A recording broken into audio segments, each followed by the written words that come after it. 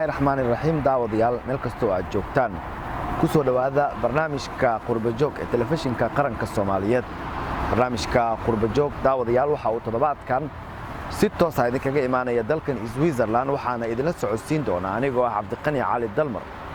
qurbajoog daawadayaal toddobaadkan waxa aynu ku eegi doonaa saameynta xanuunka COVID-19 uu ku yeeshay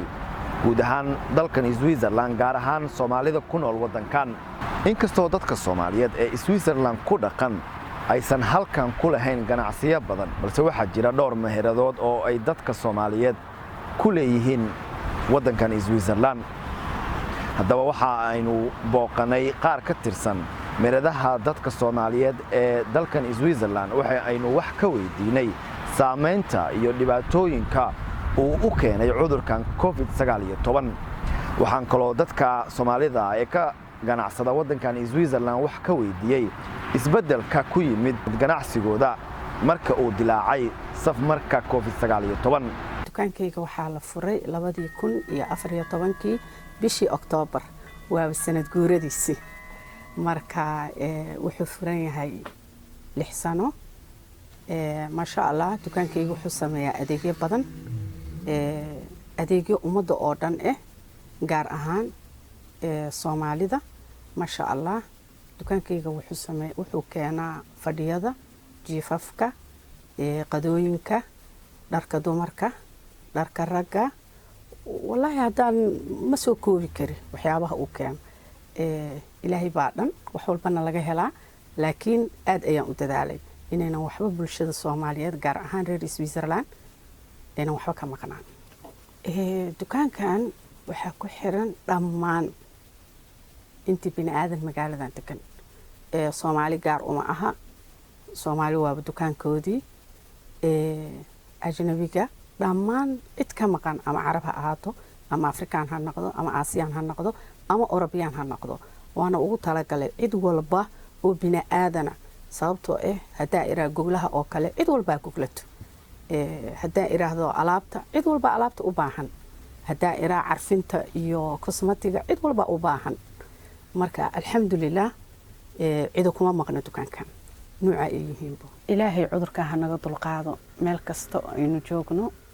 ummadii oo dhan cudurkan wuu cadibay ilaahay waxaan ka baryaynaa bedel qeyr qabo caafimaad dabeelaha inuu naga raaciyo cudurkan sida aad ogtahay cid walba iyo meel walba wuu cadibay haday waxbarashadii tahay haday dhaqaalihii tahay haddii isu socodkii tahay haddii maanta geeri qof muslimna ay ku timaado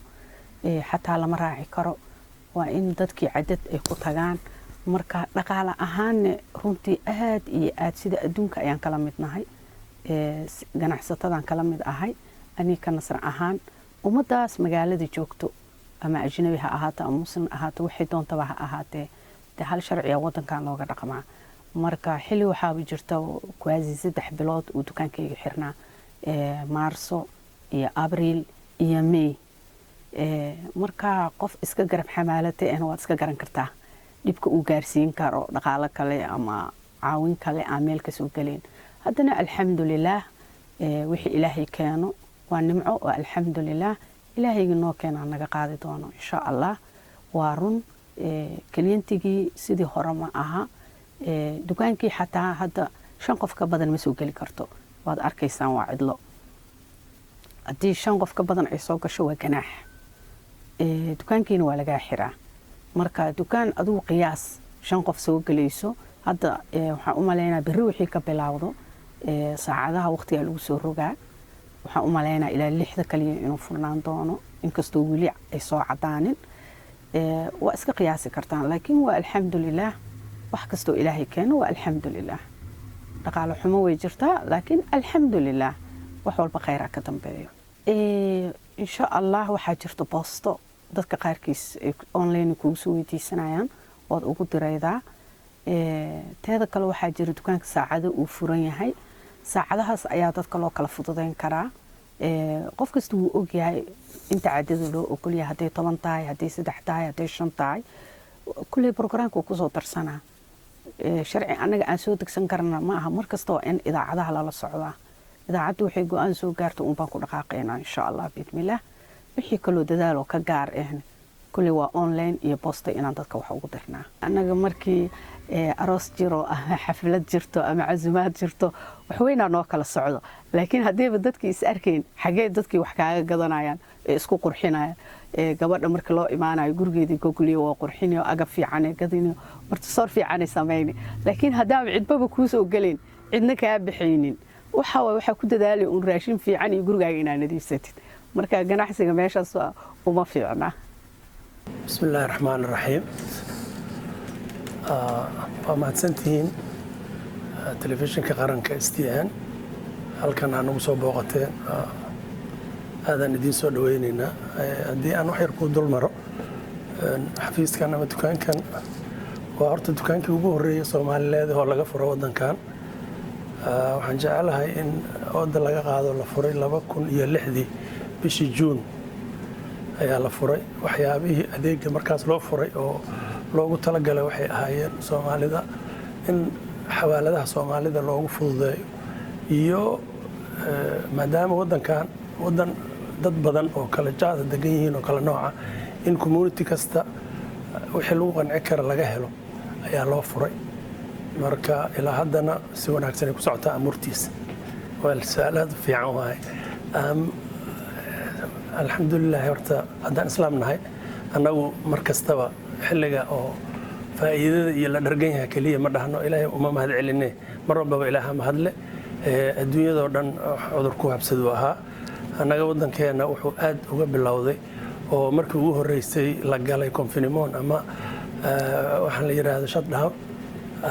16 Maarso 2020 waxay ahayd haddee masiibo oo ummadda dhan oo adduunyada ku habsatay dadkaas ay wax ku habsadeen un baan la qabnay saameyntoo nagu yeeshay waa tan guud oo dadka uu ku wada yeeshay wax annaga hadda gooni noo ah ma jirin ilaahay ayaan u mahad celinaynaa laakiin waxaa moodaa marka oo celcelis ahaan la sameeyo boqolkiiba marba uu kala heer duwanaa bishii ugu horreysay Maarso uu roonaa saameyntiisa ilaa boqolkiiba 10 uu ah bishii Abriil 2020 wuxuu gaaray 30% in wixii aan iibinayn hoos u dhacaan ama shaqadaan qabanayn Abriil boqolkiiba waxay gaartay 50 May waxay gaartay oo Ramadaankii ahaa boqolkiiba 60 markii Juun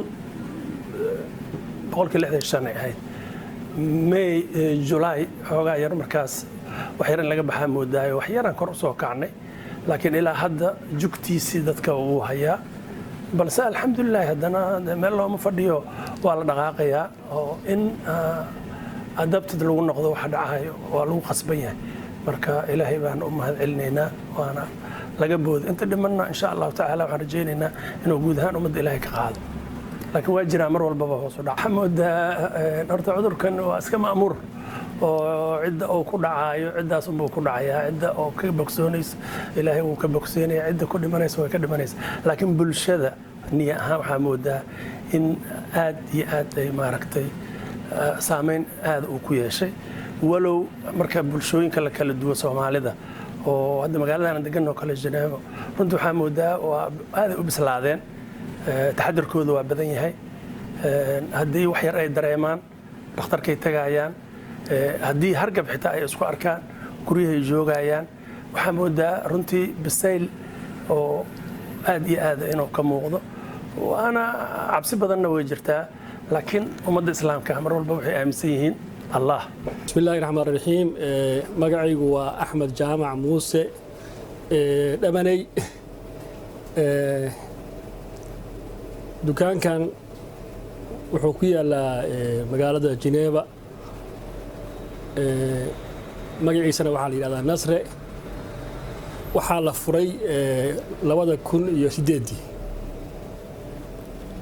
marka shaqada ugu weyn oo aan meesha u furay oo hadda dukaanka u qabto waxaa weeye sandwich oo aan ahayn sandwichka caadiga ayoo lagu daray habkii Soomaalida dhadhankii Soomaalida oo hadda waxaan sameeyaa adigu 11 nooc oo magaalada aad looga yaqaano waxay wali u yaqaanaan la Soomaal iyo u yaqaanaan adigoo subaxdii aad baa loo gataa habeenkiina waa dalab oo guryaha dadka loogu geeya waxa kale oo aan meesha kale oo lagu gadaa waxyaalihii kale oo Soomaalidu ay isticmaali jirtay ama ha noqoto qolada dariskeena iyo Eritreyaanka canjeeradii waxyaalahaas ayaa ayagana lagu gadaa marka sandwichku wuxuu u suubinayaa dadku waxay u jeclaanayaan horta waa xalaal waxaana macno u yeelaya inuu sandwichka dadku ay haddii kliyantigu hal qalad arko ma soo noqonayo rooti shalay haray iyo raashin haray iyo haddaad ku shaqayso waxa way wax soconaya ma aha waa inaad marka ku dadaashaa wixii inay ahaadaan wax mar kastaba wax fresh si ay dadkii u soo jiitaan oo aad mataqaanaa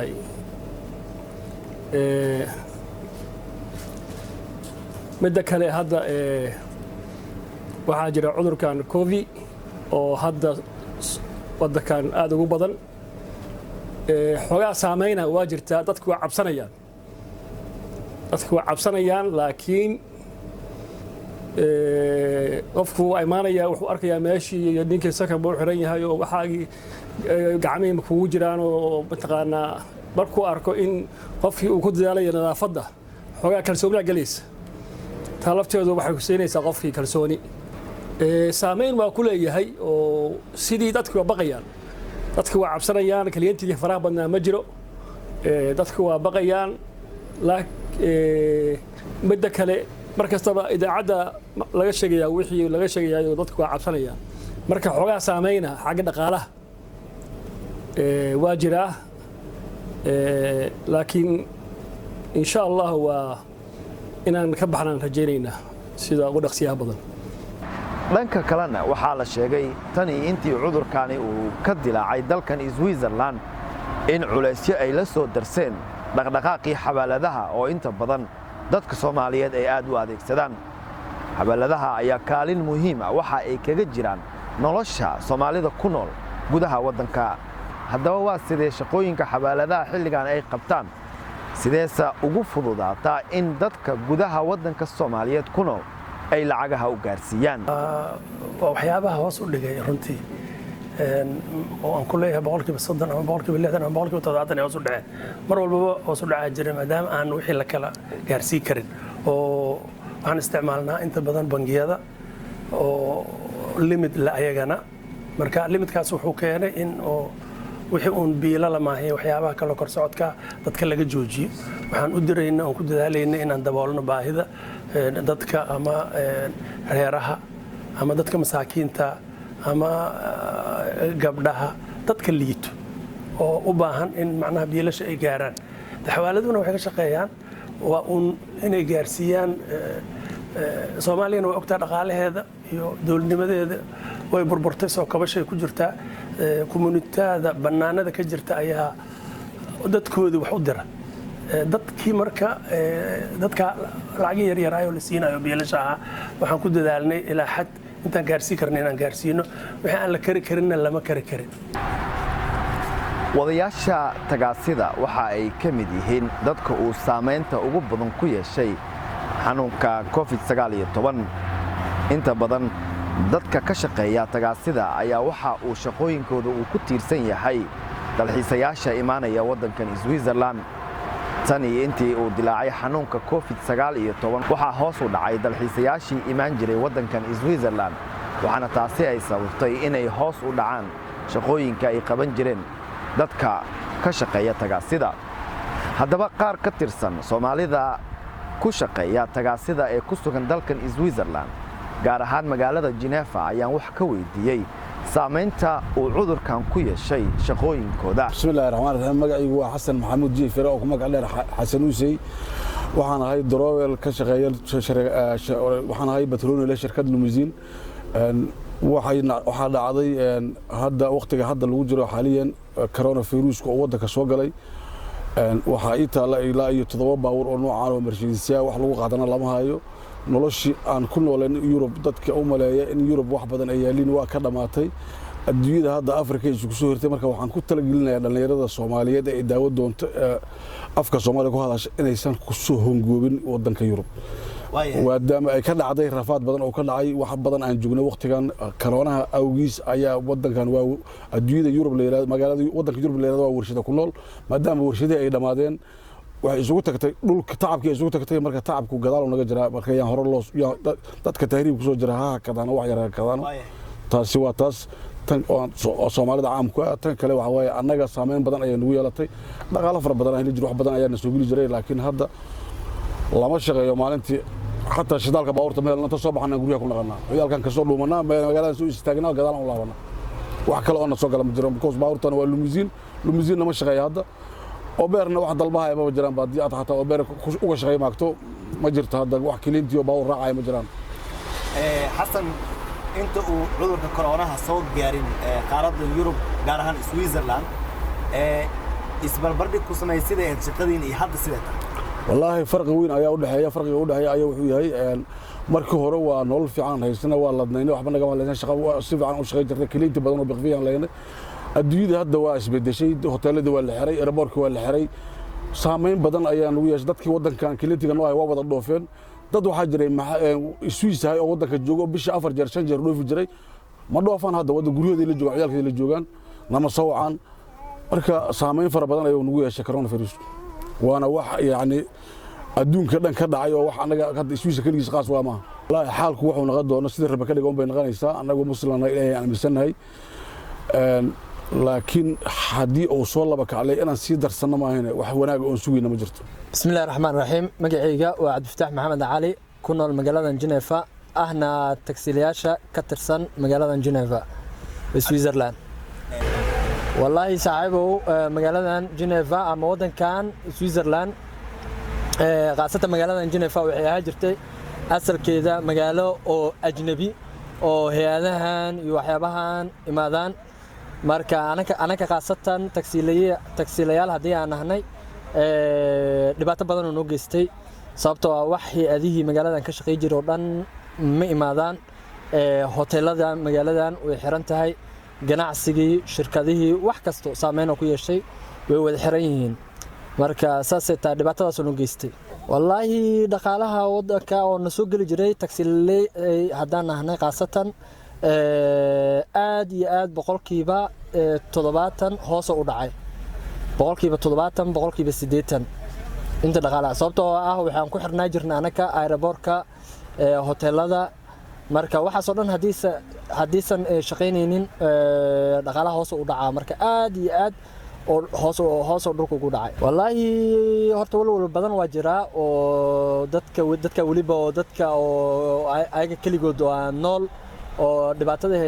walwalka hay waxa waaye hadii waxaan ay sii socdaan ma si aha karaan dad ayaga isku filan sababtoo ah meel kasto way xiran tahay cudurkii dadka xataa magaaladan deganaa badanaa ma soo baxaan waxa dhici jirtay inay aadaan maxal la isku imaad tin badan inuu jiro marka waxyaabihii oo dhan ma jiro marka hadii oo sii socdo dadka waxa qasab ku noqonayso in shirkadahooda xiraan in maxal la shaqooyinka ay joojiyaan caawimaad in dawladdu weydiistaan ceerta ay ku soo laabtaan qasab ay noqonaytaas والله maalin walba horta taxadirka waa sameynaa sababtoo waxaan sameynaa daawooyinkan disinfectionka iyo gacmaha la iskaga nadiifiyo iyo maaskaha iyo saano kale hadda waxa igu xiran baca gadaasheeda igu xiran bacdaas oo kale hadda waxay tilmaamaysaa kaliyoonka in noo dhaxeeyo distance ama noo dhaxeeyo waxa noo dhaxeeyo distancesigaas marka qasab ay nagu noqoto sababtoo ah wax hadda oo kaliyoona horteeda soo fadhiisana ma jiro qaaditaanka kaliyoonka hadii la yiraaho midba waxay isku jirtaa sababtoo qof waa yeela qaadaysaa qof waxa qaadaysaa dhalinyaro waxa laga yaabaa inuu cudurka qabo haddana saasay tahay markasto waan ka taxadirnaa sababtoo ah gacmaha gloves gashanayna waxa waaye hool aan ka sii jirin oo hadda nagu bilaabato kala waaye si kastaba ahaatee waxaa muuqanaysa in dadka Soomaaliyeed ee ku dhaqan wadankan Switzerland uu saameyn ku yeeshay cudurka COVID-19 guud ahaan daawadayaal waxaa intaasi ku soo gabagabeynaynaa barnaamijka qurbajoog ee telefishinka qaranka Soomaaliyeed. barnaamijku waxa uu toddobaadkan si toos ah idinkaga imaanaya dalka Switzerland. waxa aynu ku eegnay saameynta uu COVID-19 ku yeeshay Soomaalida waddankan Switzerland ku dhaqan, gaar ahaan dhanka ganacsiga iyo shaqooyinka. barnaamijkan waxaa isku soo dubay halkaana ka soo jeedinaya anigoo ah Cabdiqani Cali Dalmar. mid la mid ah intaan daawadayaal dib ugu kulmi doono dhammaanteedoo isku duwan waxaa idin leenahay sidaas iyo nabadgelyo.